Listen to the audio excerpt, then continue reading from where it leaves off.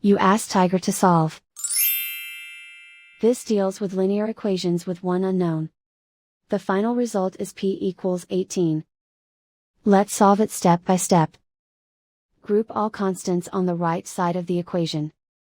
Subtract 5 from both sides. Simplify the arithmetic.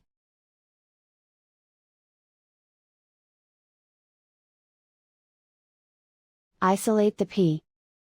Multiply both sides by 6.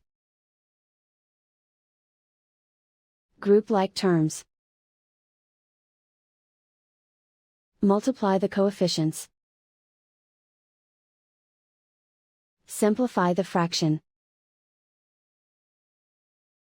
Simplify the arithmetic. And so the final result is p equals 18.